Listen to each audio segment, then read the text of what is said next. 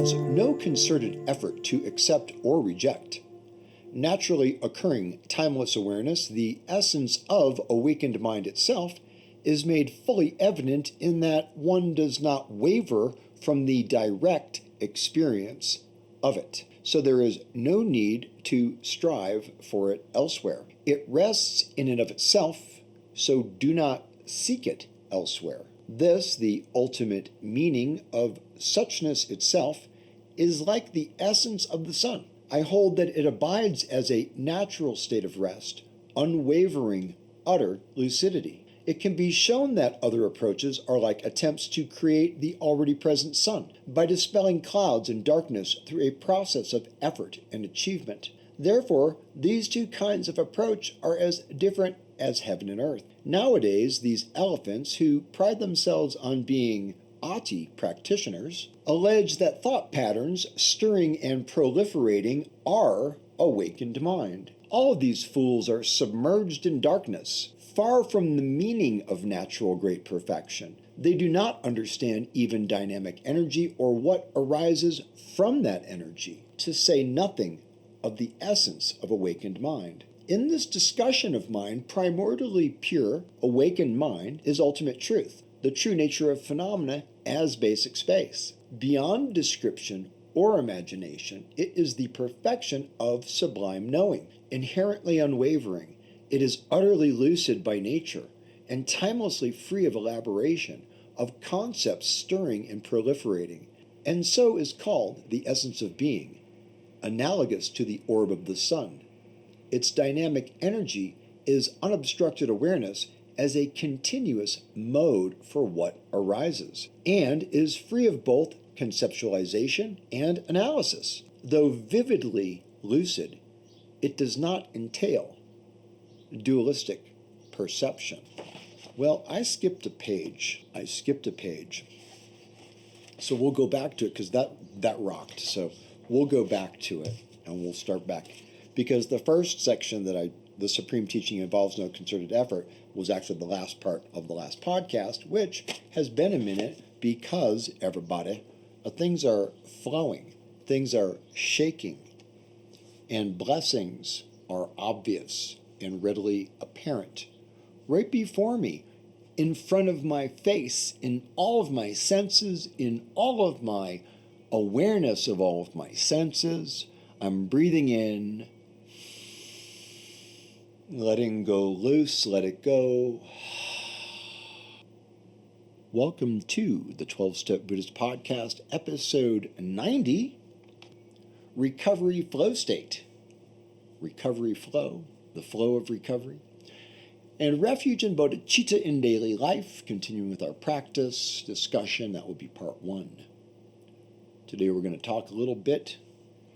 So where I've been and what's happened is of significance as a practitioner and as a demonstration of what Emmett Fox, the metaphysical scientific prayer technician of the early part of the 1920, something like that, and scientific prayer.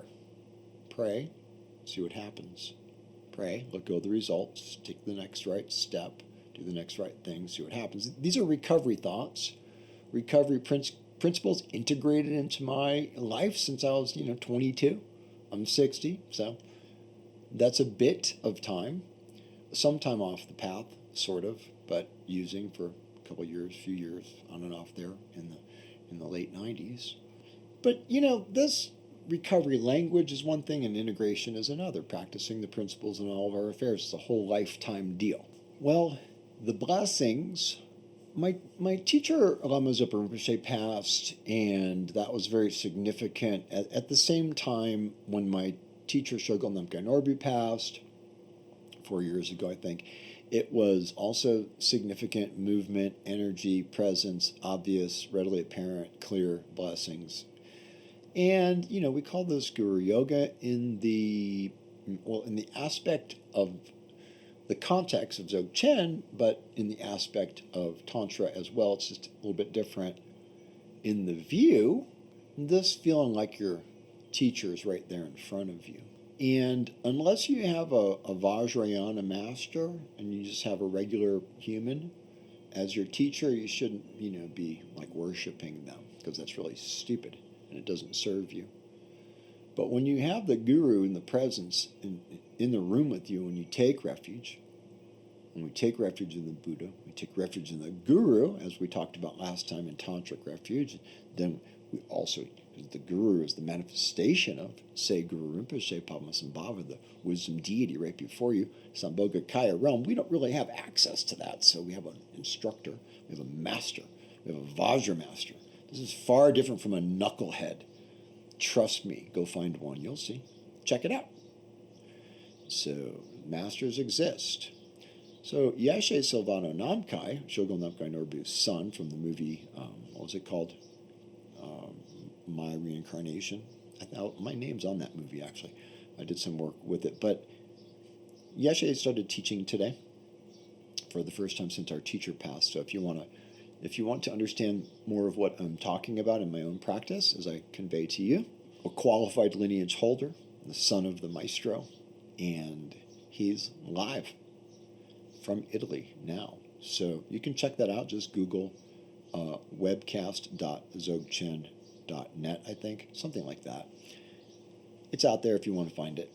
And they're live from Italy. That's just this week. But there's more teaching coming, and it's coming forth, and the energy of the teaching is coming forth due to years of dedicated practice by a global community, just really working on it, working on ourselves, and the energy does change. Things happen. Prayer changes things. And I was just down in it. I mean, you might not have noticed it, but I was just really struggling and really suffering and alone and isolated and in an environment I couldn't possibly enjoy. And it was very difficult for me to transcend. And it was very difficult for me to transcend in that content, in that situation, in that condition. So I got to my knees and I prayed Om Tare Tutare Tirma E Pujana Pushtin Swaha, Om Tare Tutare Tirma E Pujana Pushtin Swaha, Om Tare Tutare Tirma E Pujana Pushtin Swaha, the mantra of white tar. These are holy, these are sacred, these are vibrations, these are coming from the essence, changing energy in our relative condition. So, dang if somebody didn't show up and just offer me an opportunity, and I went from a camper to a house, and I went from no employment to employment, and I went from no engagement with humans to regular, actually engagement in service, regular, daily, ongoing engagement. So I mean, I'm coming out of, in a way, like a super weird long-term kind of involuntary retreat, COVID and the camper and the, then not having the money to get out of it and all that kind of stuff and what have you. And just the prayer, just the blessings. Blessings fall like lotus blossoms on all beings. It says, Amma, the Divine Mother, Om Parashake Namaha. I don't know if I say that mantra right, but it's as close as I could get it when I slowed it down on YouTube to I think it's called the 1,000 Lines of the Divine Mother, the 1,000 Names of the Divine Mother, something like this. Well, she pulled me to her breast and whispered the mantra in my ear. And this is a different kind of transmission, but hey, it ain't no less holy, let me tell you what. You find something to pray to and somebody to pray with, people. You can't do it alone, it's bullshit. And maybe you already know that, but look, I'm coming out of this and I'm just like blown away. I couldn't believe it. I went through so much psychological trauma over it. I just couldn't. I had to get a psychologist on the phone. It was really hard. Because the only thing harder for an alcoholic than bad luck is good luck.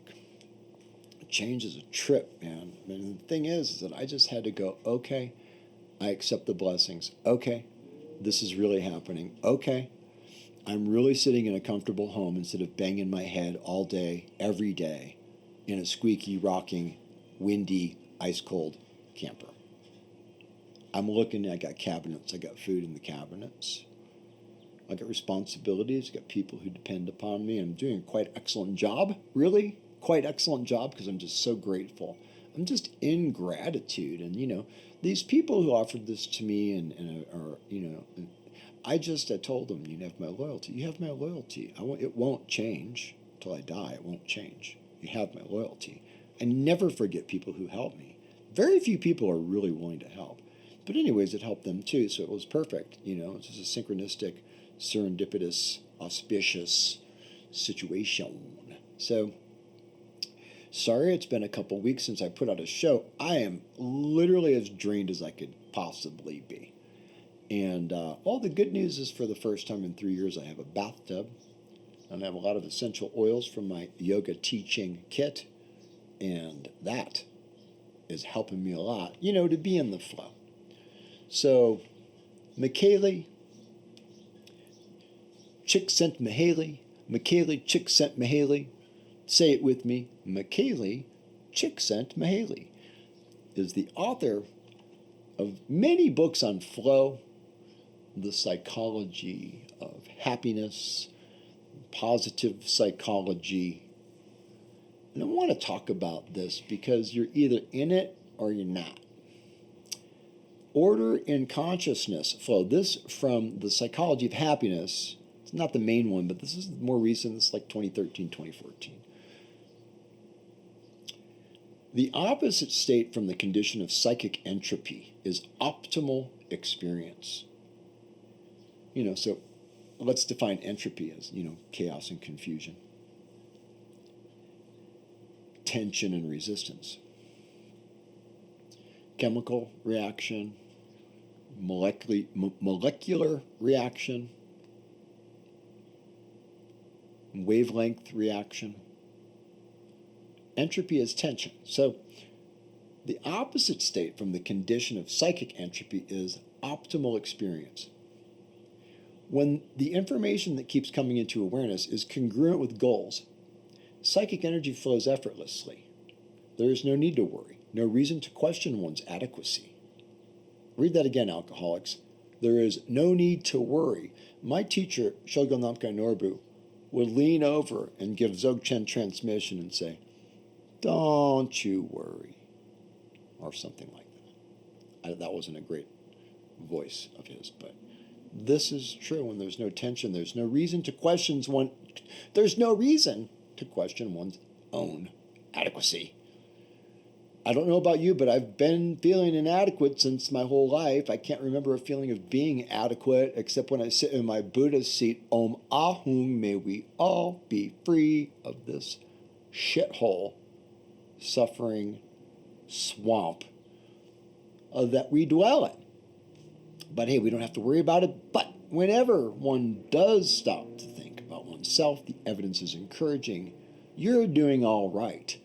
The positive feedback strengthens the self, and more attention is freed to deal with the outer and inner environment. Well, my propane guy just walked out. I mean, he had just a horrendous story. And someone else recently had almost the identical story. It just involves fire and loss and animals and just horrendous stuff. I just couldn't believe twice in 48 hours I heard it. So I just offered the Amrita, the healing practice, just said, hey, when we do our practice of healing, I'm wondering, I don't know if you're feeling okay, but even though that was a little while ago, 6-8 months, I mean, maybe you would like to be included, in our healing prayers. And he was all good with that. And then when he left, the guy was like really happy to have met me. And he smiled and he goes, God is good. And he just looked at me with this joy, And I said to him, yes, sir, God is good. And I closed and I walked the door. And I said that as a Buddhist, and I didn't have to explain to him that I'm a Buddhist. I didn't have to talk about anything. I just connected with him. And this, you're doing all right, is the thing that we're talking about, this okayness. And it's an okayness, though, that it's not just a psychological or a mental okayness. It's an okayness that, we're just like throwing words at the invisible wall here. I mean, you can't even, I hate, honestly, to even engage my linguistic mind to formulate words. I'd rather just sit back and just kick it. Just kick it. Let go. Inhale. Let it flow as you exhale. You're not pushing anything. Let it go. And just hang there. Hang there. in pure, clear, oceanic awareness. Sky is blue. Let your mind reflect total pure emptiness of infinity. Hello. That's what's up. So get in it. Get in the flow, because the flow is not the resistance, you see. Resistance is futile. Well, resistance in some more Emmett Fox, actually, I believe in the Sermon on the Mount. I don't think it's Power Through Constructive Thinking. It's been a while, but I think it's the Sermon on the Mount. It's one of the Psalms. Oh, I wish I could remember it, but I'd have to go pull the book out. And it's about resistance is digging a trench. Resistance is sticking yourself in the mud. Resistance is putting yourself in the quicksand. And it's counterintuitive, because the human impulse is to grab and clutch and hold on to and desire to stay alive so that we can stay alive and propagate the species. And who knows whose wisdom that is? I don't know how the wisdom unfolds, but the wisdom has unfolded. We are manifest in the universe as beings somehow, some fucking how, people. I mean, somehow. We don't know how. I mean, nobody knows how. And, our teacher yesterday, this morning in teachings, which was, 3 p.m. in Italy, I mean, he referenced this, there's like the instructions can take you so far, and then you just got to go. Like you can learn da da da da da da da da da da da da da da da da da da, and so on. But when you're going to get on the stage, you're going to go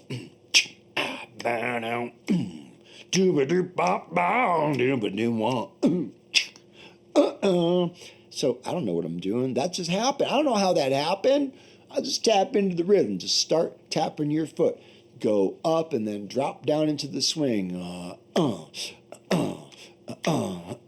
And tell me that's not flow. It's flow. You flow all the time. And I'm not talking about your heavy flow day guys and gals and days and all sorts, I'm not talking about that bitchy menstruation that spews out from us all the time.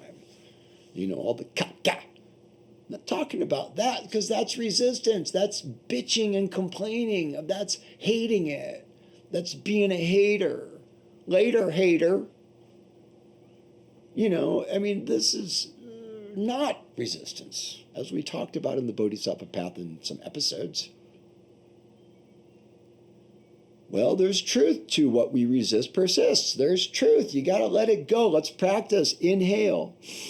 Feel it in your heart center, deep, deep, deep, deep, deep. Find your very center. Keep inhaling. Inhale. Loosen your throat. Now loosen your throat. Just hold it open, but exhale with a release that's effortless. Let it go. And then hang in that empty space and listen carefully. Your eyes are still, so your mind can chill. Listen to your deepest center. Omahu, may we all be free. Continuing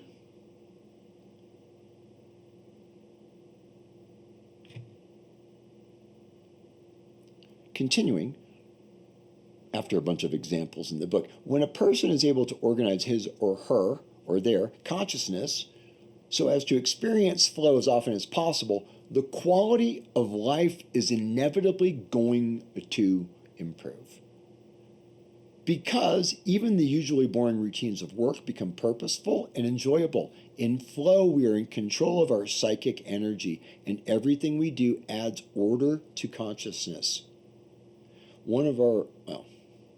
He goes on to talk about bouldering or rock climbing, of which I am familiar and totally unskilled, but I put several years' effort into it, and I do understand how to move in those ways. Even though for some reason, my center of gravity is off for that skill. Really do know how to use my fingertip to balance on my toe and shift my core and reach longer by elongating. And it's just kind of an interesting skill to have. You didn't know your body could do that when you watch climbers for a while. These guys are in flow because you don't have time to think. When you're an Olympic, tobogganist, whatever you're doing, you can't interrupt your flow with thoughts. And it's not to reject thoughts. It's not the program. As we've discussed a gazillion times, So how are we going to get into the flow? There's a whole number of things that we have to do in a multifaceted, comprehensive recovery experience. We got to clean up the wreckage of the past. We have to, understand our core issues, read Compassionate Recovery. That book lays it out, what happens in the brain and the emotional state, really affecting our flow. And if you can learn, I was talking to a doctor yesterday. He and I were doing a little project on some like manly tool guy stuff. And I made this kind of really annoying example. I said, Doc, you're a regulated guy. Shh, I'm making a point there, Bill. I said, you're a regulated guy, Your amygdala's not doing this. It hasn't been doing it all your life since you were 5 years old. Mine's still doing it. And I'm 60. Well, how are you going to find flow in that? Inhale. Understand spacious awareness. The sky is infinite. Space has no beginning. Exhale, let it go. Remain in the empty state and notice it. And when you breathe in compassion. When you breathe out, let go of the ka-ka. Maybe you breathe in the ka-ka from someone who's suffering. Take their pain, take their suffering. Really, really mean it. Take it like it's going to happen to you that you're doing it. Take it like if you say that person has liver cancer and you're inhaling their liver cancer, believe you're getting it. Believe you're getting it. It's not a fantasy. Tonglen, do it. Do Tonglen. You ever done Tonglen? I've written about it in the 12-Step Buddhist. It's all over the place. Pema Chodron has very good teachings on it. Should practice, offering everything to every being that we've ever, everything. Letting go of all attachment is really the dealio. Let go and get into flow. To get to flow, you got to let go. And if you're tense in your body, you got to move your body, get your exercise going. Don't get jacked on all your sugar, caffeine, carbohydrate, fat, salt, sugar. I do it. I love it. My cabinet's full of Mike and Ike's and crap. I love it. But I'm also pretty skinny and I also move a lot. And I'm also pretty strong and I keep going. I know it's not that great for me, but I have purchased some spinach now that I have a refrigerator big enough to put stuff like a big thing of spinach and some delicious bleu cheese and bleu de fromage. I don't know. Right, you guys? So being in the flow it's a process. You got to find it. We don't know how. There are ways. You can follow Stephen Kotler. He's got all kinds of programs on flow. Take up racquetball. Get on your bike. Be a cyclist, be a downhill skier, be a dancer, put on the music, turn off the lights, light the candle, light the incense, breathe in. Exhale, you are flow, your awareness is the flow. It didn't come from nowhere and it's got nowhere to go. All right, y'all. Well, that's the end of this show. Until next time, I love you. Put your hand on your heart and say it. Love you. You're okay. It's okay. Let's flow together. Take yourself with you in all of the multiplicity of all yourselves. Much more to come on that in my next book. Working on it now. Alrighty. Peace out and namaste.